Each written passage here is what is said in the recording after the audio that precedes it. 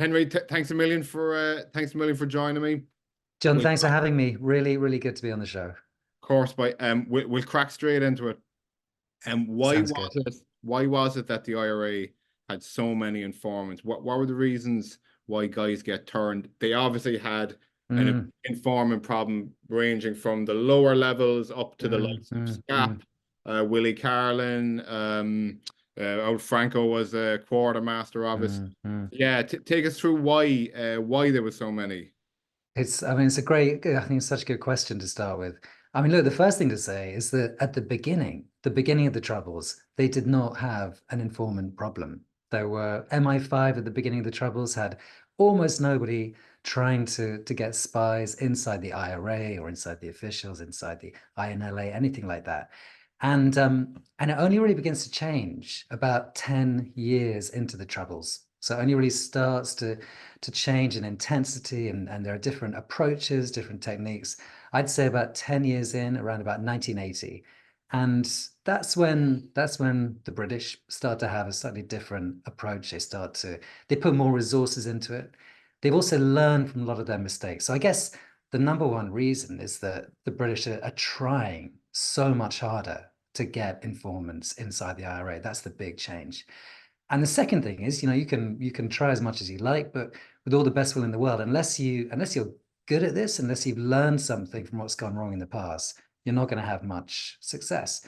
So I guess first thing, yeah, you've got more resources going into it. They've definitely learned from a lot of their mistakes in the past. But then I guess let's sort of move on to the other side. Why is anyone even thinking about saying yes? Why is anyone, dream of agreeing to work with either the army, with MI5, or with the local police? And I guess, yeah, you've got a whole load of different things that come into play. And I think it's often a combination of things. I mean, let's take the example of Dennis Donaldson. So he's wee Dennis, someone who was recruited by the police, probably early 1980s, and then began to be run by MI5 as well as the police. And the story that's out there about Dennis Donaldson is that something happened in his private life, and the police found out about it, and they essentially got him in a quiet place and said, unless you agree to work with us, we're going to tell someone about this thing in your private life. I mean, we don't know what it is. Maybe it was an affair. Maybe he was sleeping with someone else who was married to someone in the IRA, maybe married to a friend of his. I don't know. But they had something that was compromising. So there's some kind of, it's an element of blackmail. It's a kind of blackmail. But I guess what's interesting, and it's something I found when I was writing and researching this book, Four Shots in the Night, is that the reason someone becomes a spy in the first place often gets lost quite soon. And once the person is into this routine of meeting up with a handler, getting paid, passing on information, feeling like they're a step ahead of everyone else, it takes on a momentum of its own.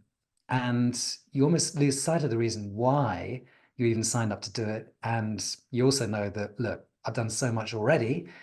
Even if I stop now, that's not going to go away. So there's probably nothing to lose in continuing to go on.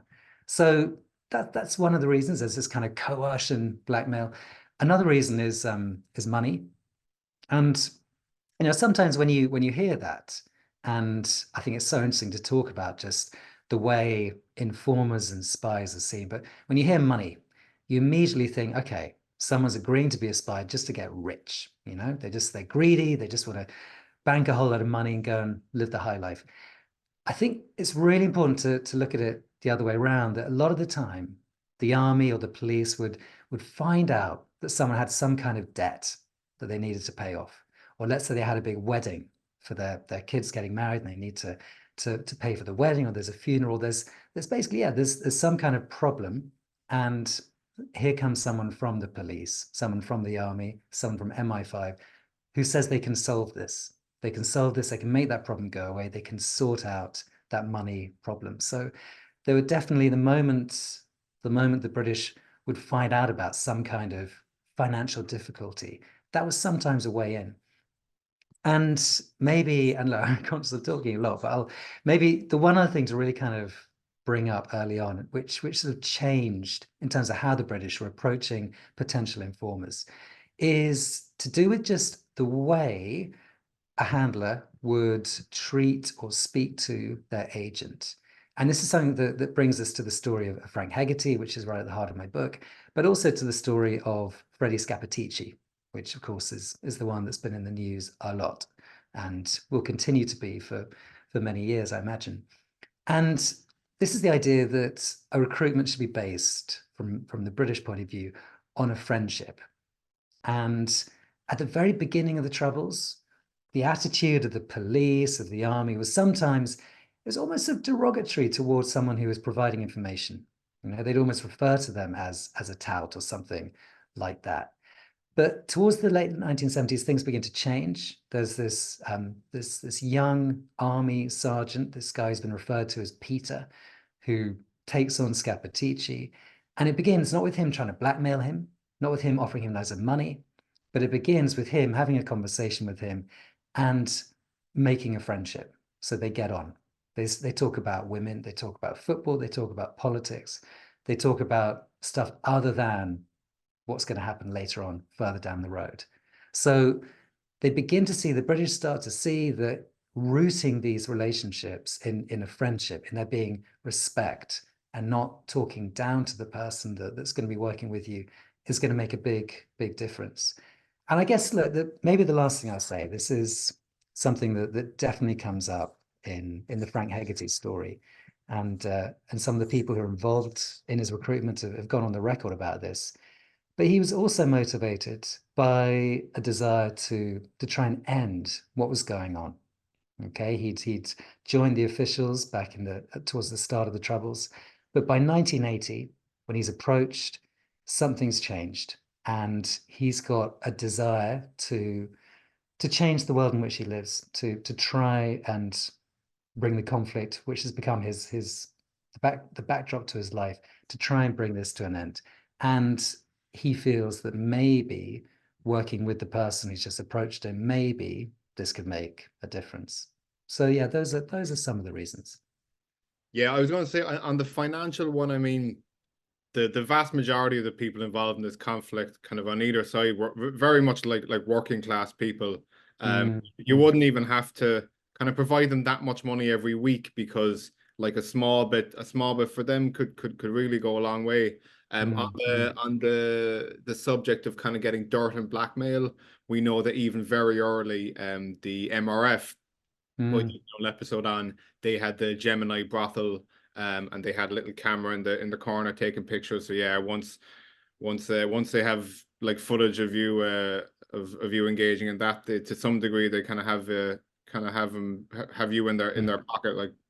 But Okay. maybe I'll tell you what, there's something interesting to add to that. And this is from one of the interviews I did when I was researching the book. And it's really interesting. It's something which comes up again and again in the history of spies and espionage. And it's the idea that if someone is recruited as a result of blackmail, if someone's recruited as a result of some kind of coercion, maybe they've, like you say, got some kind of picture from a brothel, something compromising, they might not last, they might not have the same desire to keep giving you information. In other words, they're not the best kind of agent you want to take on from a handler's point of view. And that is something which begins to change towards the late 1970s, that the British start to look for other ways to get at people and try not to rely so much on blackmail. The book, I'm sorry, I haven't mentioned it. We're talking about it off camera. The book, honest to God, since I think since Saying Nothing, in terms of like Troubles related books and books generally, the way it's written, not just the information you get from it, but the actual the way it's written, absolutely excellent. I was gripped. Usually like obviously for podcast guests, I try to have to I kind of have to speed through the book somewhat. But this, no, I was really taken by it. The structure was excellent. And John, thank you. That's really kind of you. It means a lot. Of course. Is it actually out general release yet? Yeah, it's coming out on Thursday. So it's not quite out, but it's going to be out very, very soon. Okay, very good. Yeah, I'll put this out. I'll probably put this out around the same time. Yeah. given that the FRU plays such an important role, one that you can go into in this story, you might tell us a bit about who they were. I think they're generally considered to be like more competent than their predecessors, the MRF. Apparently they were a bit kind of looser and less guidelines. Yeah. Not, That's the understatement of the day. Yeah, they were not all over the not that place. the FRU even kind of had like very strict rigid guidelines or anything. But yeah, if you could tell us a bit about the FRU, as they're called. Yeah, it's I mean it was exciting finding some papers in the National Archives that it's the first time I found some evidence of exactly where it begins. It was originally called the FRO, it was the Forward Research Office, and then it changed to the FRU. And it comes about again in the late 1970s. This is when the big shift happens. And there's someone called Jimmy Glover. Jimmy Glover, who's flown into the region. He becomes the Commander Land Forces, and he's the number 2 for the British Army in terms of day-to-day operations. He's basically in charge, and he's the one who's convinced that intelligence is going to play an important part in bringing peace to the region. That's his approach. A lot of other people, a lot of other senior army officers really disagree. They think intelligence, waste of time, no need putting resources into it. This is a kind of an indulgence. And you have the kind of the much more combative, hard-nosed army officers who think you shouldn't be paying someone to give you information about where a bomb is. You should just try and persuade them otherwise, or just force them to tell you. But of course, that's not always going to work, or it's not always going to be that effective. So Glover comes in. He has a different approach. And what he does is he takes these 3 agent running army units and he brings them together into one for the first time. So now for the first time, the army has this centrally run unit called the FRU, and they begin to have more power.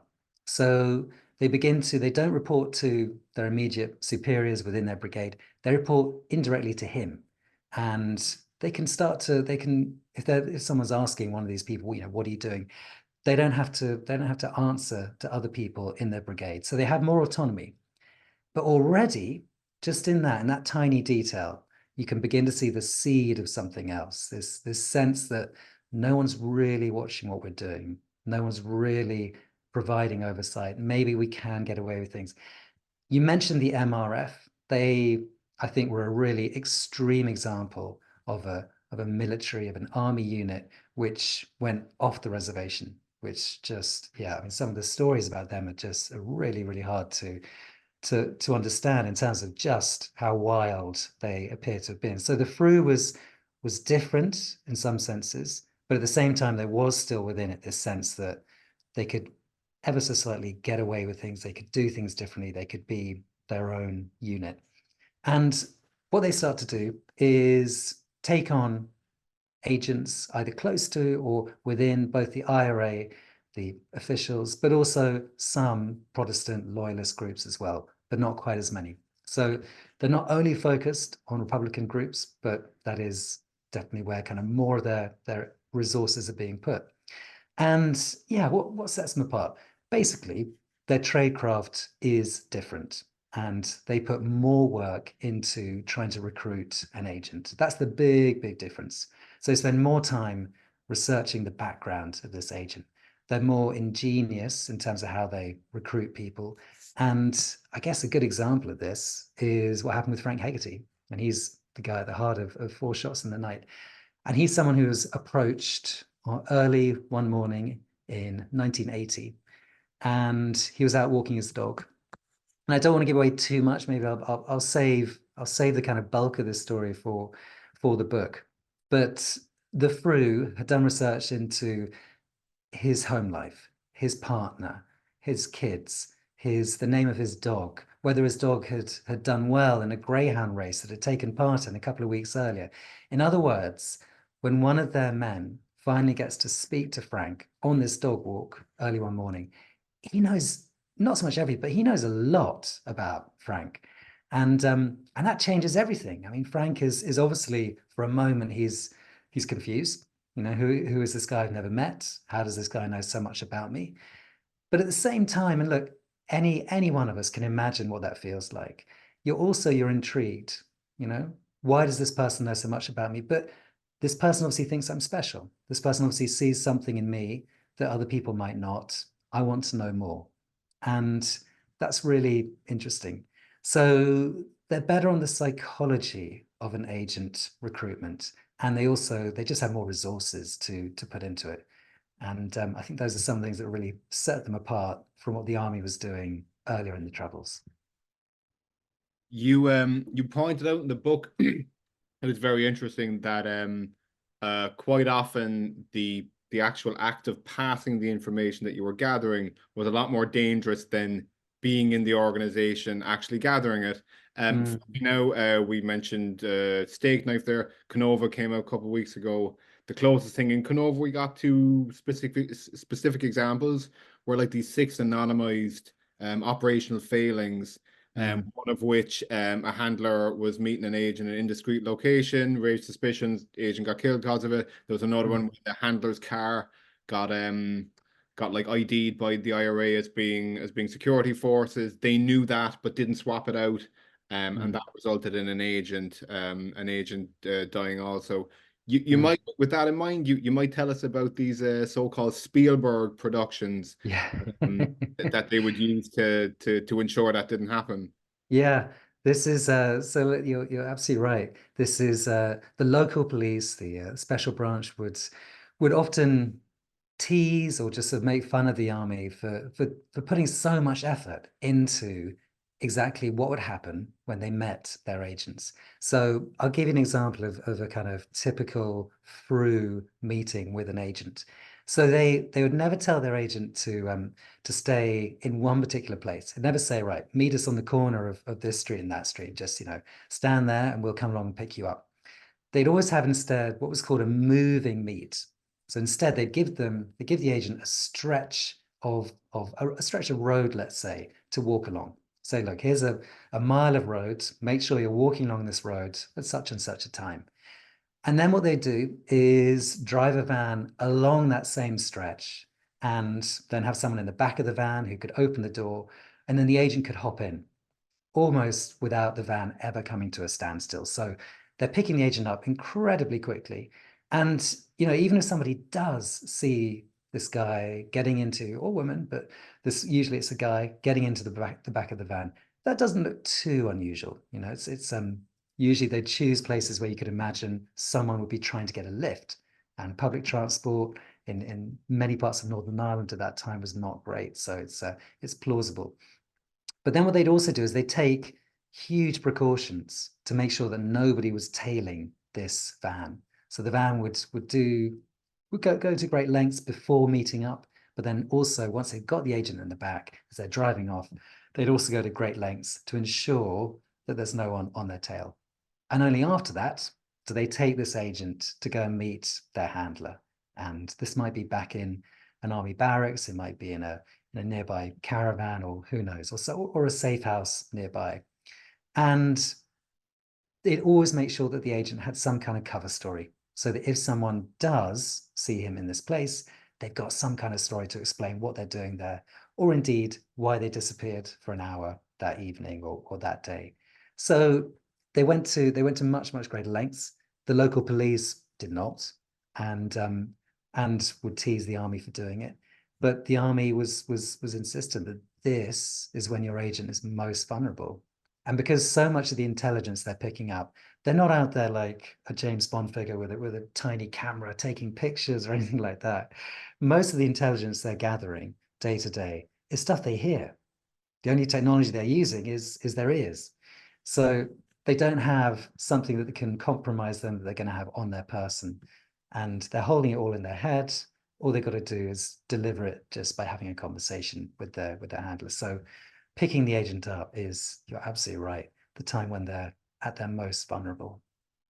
You touched on Dennis Donaldson there earlier on. I was Mm, hoping maybe you could tell us a little about another quite famous spy. He was once Jerry Adams' driver, Willie Carlin, who ironically was saved by Steak Knife actually once when mm. he eventually got rumbled. Yeah. Willie Carlin is a really interesting character, and he's extremely unusual in that he's someone who volunteered his services, I guess. He he was one of the last people to see Joan Mathers, who was murdered in, I think it was 1982, and he was one of the last people to see her alive, and she was a local woman who was going door to door, and she was working for the census. And at the time, working for the census was deemed by some, or certainly people in the IRA, as being equivalent to collaborating with the enemy, and it was seen as something that would get you in trouble. The order was given for her to be shot. She was, and Willie Carlin was really shaken by this. He was really upset. And he'd worked in the past, he used to be in the army, he'd worked in the past with an MI5 handler. He'd broken off relations with that guy because he thought he was a drunk, and thought that he was in danger of getting caught. So he'd broken things off. But the murder of Joanne Mathers changed things. And he goes back. He volunteers his services, and he becomes an agent again. And very soon he's working in the local Sinn Féin office. So and what's so interesting about this is that he's taking part in some of the vote rigging that's going on. And and this is, previously some of this stuff would go on, and it would go on a pretty small scale. It wasn't a big deal. But in 1982, when Sinn Féin go back into electoral politics for the first time in almost a century, this changes. This is a completely different scale of operation. There are a lot more votes that are being taken on illegally by Sinn Féin, and Willie Carlin is a part of it. So you've got this British agent. He's taking part in this process. And what's amazing, and anyone who's read Willie's memoir will know this, what's amazing is that he told his handler about this. He assumed his handler would say, right, we'll get the police onto it. We need to bring this to a stop. But the handler does none of that. The handler says, keep doing what you're doing. Make sure Sinn Féin get as many votes as possible. And Willie Carlin says, why? Why do you want to do that? We're breaking the law here. And the handler says, look, we need Sinn Féin to become a credible political force. We need it to become a force that one day the other side can negotiate with. And that's really interesting. That's 1982. And this is much earlier than some people have thought that the British start to see Sinn Féin as being a useful thing and part of the peace process that's going to take off later on. So yeah, Willie Carlin is I think his memoir is fantastic. It's a brilliant book, Thatcher's Spy. Whether or not he actually met Margaret Thatcher, I don't know. That's another story. It's a contentious thing. But he was certainly a part of Sinn Féin. He was a very active agent. And the crucial part of his story is that in 1985, or was it 1984? I think it's 1985. He got a call. He got a call from his handler to say, Willie, you and your family need to get out of your house within the next 12 hours. And he asked them why, and they say, well, we know that the Nutting Squad is coming for you. They're going to be knocking on your door. And the reason, he later found out, the reason he was given that tip-off is allegedly because of information that was supplied by Scappaticci. And everything I've heard suggests that probably was accurate, and all of the different sources seem to back that up. So and that's why Willie Carlin always referred to Scappaticci as the angel of death. Interesting. A man who features in the book a bit later on, Ian Hurst, along the note of this idea of like helping Sinn Féin and helping, or maybe kind of helping those in the IRA who had a view towards peace. Ian Hurst alleged in the original Steak Knife book that even at one stage they found out about an assassination attempt on Gerry Adams, which did go ahead, and that because they wanted to keep him alive, that they apparently went and found out where the weapons that were going to be used for the attack was, fiddled around with the guns to reduce the capacity called jarking. And he did survive, got shot in the body a couple of times, You're right. Yeah. You might tell us there about where Ian Hurst shows up in your book. It was quite Mm, interesting how he found out that scap was steak knife. That was mm. Yeah, so Ian Hurst first he first comes up in the story in the early 1980s, and he's someone who's he's part of the Frew. He's one of the drivers. He very, from a distance he gets to know Frank Hegarty just a little bit. And he doesn't, he's not his handler or anything like that, but he certainly gets to know him a little bit. But the time when he really gets to know him is later. It's in 1986. And this is after Frank has been suddenly removed from Derry. And this is because Frank has found out that he's in huge danger. And that's because, I mean, actually, you know what? I'm going to save that for the book. But anyway, Frank is in huge danger. So he's removed from the region. He's taken to a safe house. The safe house is in Kent. And one of the people who's looking after him in this safe house is the same Ian Hurst. So Ian Hurst has now moved on to a slightly different part of the army. And he gets to know Frank much better. They have long conversations. He really gets on with Frank. They talk about greyhounds. They talk about his life in Derry. They talk about all sorts of things. And Ian Hurst has gone on the record as saying that on several occasions Frank would talk about how he thought he could go back. He thought he could get back to Derry. He could talk his way out of any accusations. He could find a way to make everything all right. And Ian Hurst then found out later that Frank Haggerty did go back and that he was killed. And of course, he was extremely sad about this. And I think as he's also said, he worried about, did I do enough? Did I do enough to talk him out of this idea of going back to Derry? And I think everyone in a situation like that would ask those kinds of questions. Of course we would. And Ian Hurst, a few years later, he leaves the army.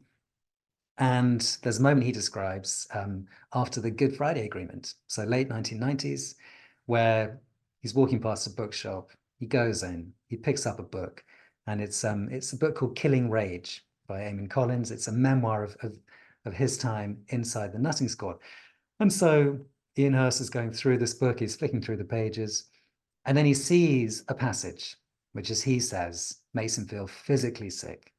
And it's a passage in which the guy writing the book talks about one of the other people inside the Nutting Squad. And so by this point, Ian Hurst, he's heard various things about this agent, this army agent, who's somewhere inside the IRA and is on big bucks, and he's important. But Ian Hurst doesn't know exactly what this agent's doing. He knows that he's called Scappaticci. He's heard of him as Steak Knife, but he doesn't know what his role is. And he's flicking through this book, and for the first time, he sees someone in the Nutting Squad referred to as Scap. And that's the moment when, for him, the penny drops and he realizes, okay, this army agent that I've heard so much about, he's actually in the Nutting Squad. The Nutting Squad was responsible for most IRA murders of alleged or suspected informers. He joins the dots in his mind. He works out that Frank Hegarty was probably killed by the Nutting Squad, so he was probably killed by Freddie Scappaticci. And that is when everything begins to change. This is a really important moment in the history of this story. This injustice builds up inside him, and he thinks about what he's going to do. He's got options. He can just sit on it. He can just swallow it, or he can go to the press. He can become a whistleblower, and he decides that this is important. This is something that people need to hear about. And so he goes to the Sunday Times. They work on a series of articles. And in 1999, the story first comes out that there's this army agent. He's called Steak Knife. He's being paid, as the paper says, £80,000 a year. That's probably not true, but still. The headline is there's an army agent deep inside the IRA who's being paid a huge amount. And he may have been responsible for a number of murders. So that's the first time this story really starts to come out. And let's talk about the counterfactual. I often wonder what would have happened if he had not done that. Would we be talking about Steak Knife? Would someone else have come forward? I don't know. It's a really interesting question, but he certainly was responsible for getting the story out. The army tried everything to get the story shut down. They tried to serve an injunction. I think they did successfully serve an injunction. But 3 years later, Ian Hurst publishes a book which begins to lift the lid on what kinds of things Steak Knife is doing. And that's when everything begins to change. Very good. You might tell us like a little. There's tons of these kind of little sub stories and kind of rabbit holes within the story. You might tell us about the time that Princess Diana very nearly Yeah. got blown up at a Duran Duran concert and was saved by not an informer that we've mentioned so far, but an Mm. informer. Yeah, that's another mind-blowing story. It's this is the year now is 1983, and you can let's picture a warm summer's day in London, and we're outside the Dominion Theatre just off the Tottenham Court Road, and it's going to be a concert that night at the Prince's Trust, and the headline act is Duran Duran, and the star guests are Prince Charles and Princess Diana. And unbeknown to pretty much anyone in the theatre at the time and to most people around the world, it could very easily have been their last night alive. There was a detailed plan which had been put together several months earlier by a part of the IRA to kill Charles and Diana that night by putting a bomb in a toilet immediately behind the royal box. So they knew Charles and Diana were going to be sitting in this royal box during this performance. And the plan was to put a bomb to tile it up and then for it to go off during the Duran Duran concert. And the only reason this didn't happen is that the job of planting the bomb was given to a man called Sean O'Callaghan. And he was an agent. He was working at the time for the Irish police. He'd very soon be working or passing on information to MI5. And he made sure it did not happen. And we know that this technology would have worked because the following year, the same plan was used to try to kill Margaret Thatcher. That was the Brighton bombing that we all know about. Same kind of thing. Bomb tiled up, I think behind a cistern of a toilet. And that time it worked in the sense that the explosion took place, but it didn't work in the sense that it didn't kill the target. And that was one of these extraordinary details to think how easily history could have changed that particular night. But it's an interesting reflection of already how many agents you have by the early 1980s inside the IRA.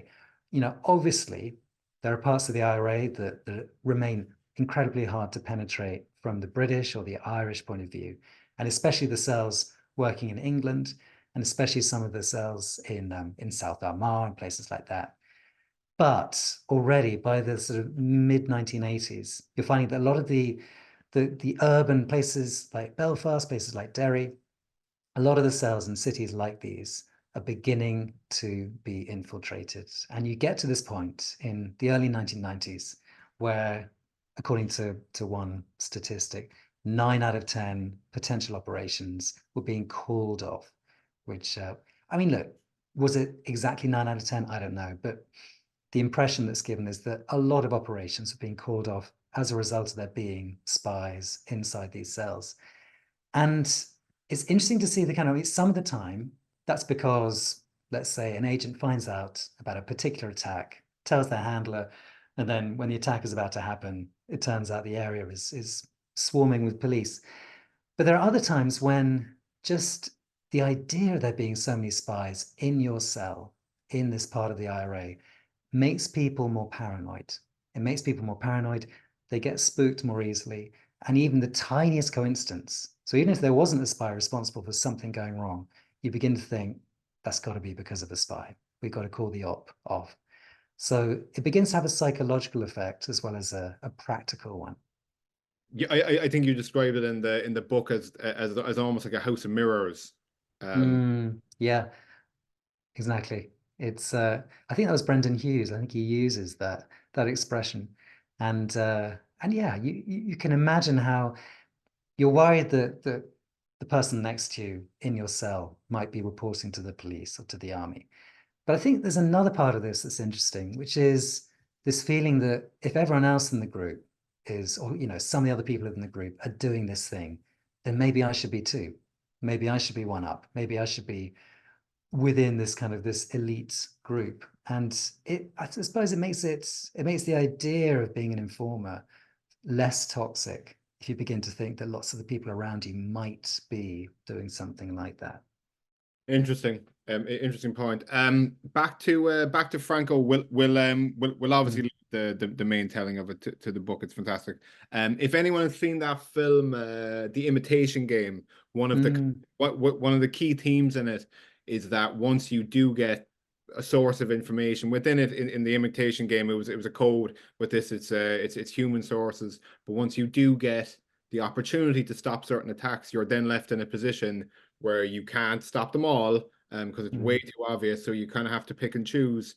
I'm referring specifically to I think it was the first bunch of weapons that Frank hid as quartermaster in the IRA, and there was a rifle from that ended up killing a very young British soldier. So yeah, you go into that a little first. This kind of spy game dilemmas that need to be played. Yeah, you're absolutely right. I sometimes I think of it as just the kind of classic spy master's dilemma. And to boil it all down to one sentence, the dilemma is this: am I going to save more lives if I act on this intelligence or if I don't? That's what it comes down to. And bringing it right up to the present just for a second, the Canova report on steak knife.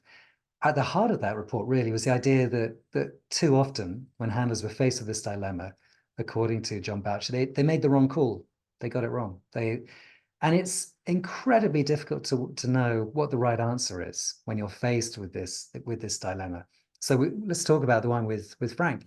He one of his first jobs for the IRA, for the quartermaster in the Derry Brigade, was to hide a fairly small cache of weapons, and they include, like you say, they've included 3 rifles, and he finds a place to hide them. So he hides them, and then he goes to tell his handler, and his handler now has to work out, what do I do? And the handler knows that if I call in the police, then of course the local brigade are going to know right away Franco's a tout. Franco supplied the information, the nutting squad are going to be called for, and that's probably going to lead to the death of Franco, the someone who's put his trust in me. And at the same time, he knows that if these weapons don't get lifted, he knows that Franco might start to be trusted. And if he starts to be trusted, then he could provide better intelligence. And if he provides better intelligence, that could allow the British to save more lives in the future. So there's this almost impossible calculation of not being able to see into the future, not being able to know how far this agent is going to go. And yet you've got to factor that in to the decision that you're making. And I guess the only other thing to add to that, to make it kind of even more complicated, is you've got time pressure. You don't have weeks to sit down, to scratch your chin and think about exactly what the best thing to do is. Usually, as a handler in a situation like that in Northern Ireland at that time, you'd have to make a decision really fast. And I think that's kind of at the crux of what was going on. And on this particular occasion, they decide to leave the weapons. They, I mean, yes, they take them away for a moment just to get what's called the ballistic signature on these weapons, so that if they are used in a crime, then at least they'll know exactly which weapons have been used. But then they put the weapons back. They put them back exactly where they found them, and they go into circulation. And as you say, one of them is then used and is used to kill a British soldier. And I mean, I often think about what that must have felt like for the family of the soldier when they found out, but for the handlers as well, when they realized that this is one of the weapons that they'd been holding this weapon. They'd had it in their possession, but they put it back into the secret dump. And so it's a difficult dilemma. There's, you talked about the Imitation Game. It's the same kind of thing. The people who had all this intelligence coming in from these Enigma machines, they had the same decision. And are we going to save more lives if we act on this or if we don't?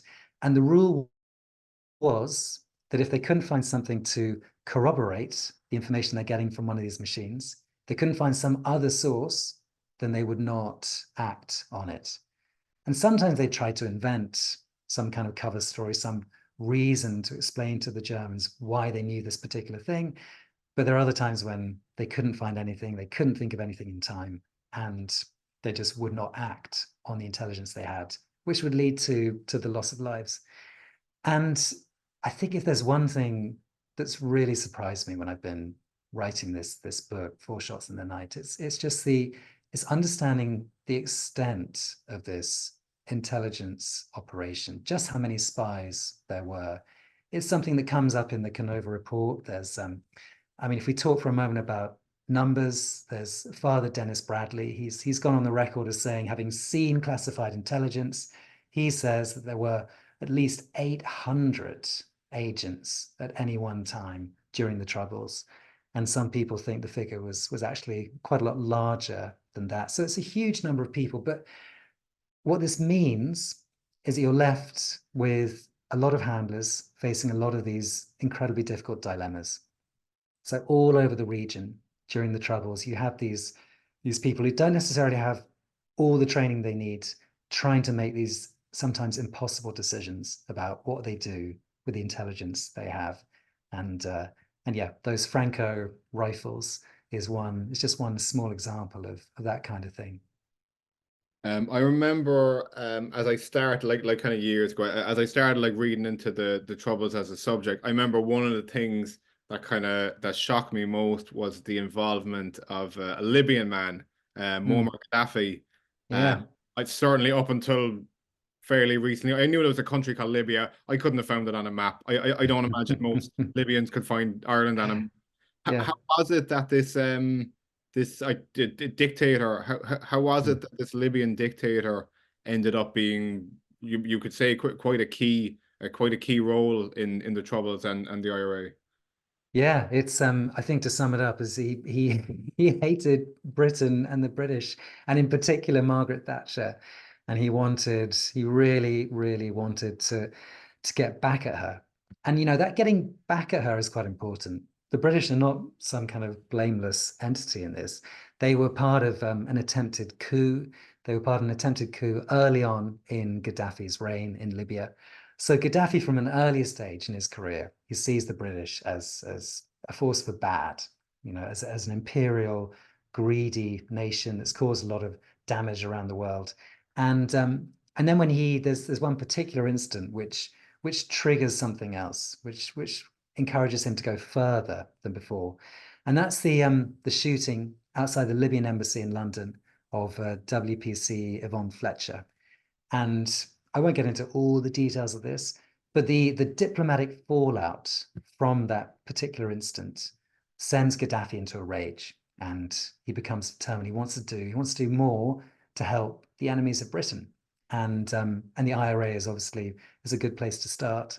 And that's when he begins to give more arms, more weapons. That's when you begin to have these shipments, these shipments of weapons and explosives, which go from Libya to beaches off the coast of Ireland. Sorry, beaches on the coast of Ireland, and from there, the plan is that these weapons will be smuggled into Northern Ireland, and that's something that Franco Hegarty becomes a part of.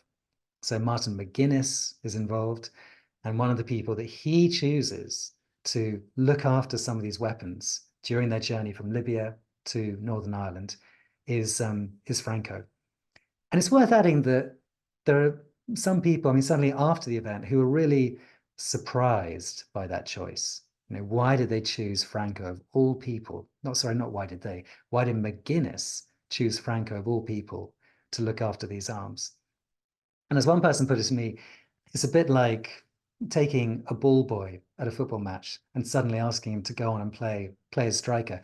That Franco was not a senior player in the Derry Brigade. He was a newcomer. He was on the periphery of things. It was surprising. It was very surprising that he should be chosen and given this role. And some people would argue that maybe McGuinness suspected that he was working for the British. Maybe McGuinness didn't really want these arms to get through. So he thought, give the job to Franco, and that way the arms will probably never get in. On the Gaddafi McGuinness kind of thing, there's another book that came out earlier called The Padre, about Father Patrick Mm, Ryan, a Tipperary priest who at one stage went over. I'm not sure if he met with Gaddafi himself, or just the team, but procured explosives and arms and stuff. And the mm, Libyan intelligence fellas, they told Patrick Ryan to be very, very careful with like the IRA leadership, including Martin McGuinness. The implication being maybe he himself is some kind of agent or informer. It's been mm, it's mm. been alleged either way. Funny as well with Gaddafi, he had a bit of an up and down kind of relationship with the IRA after the Thatcher bomb. There was a very famous statement they put out.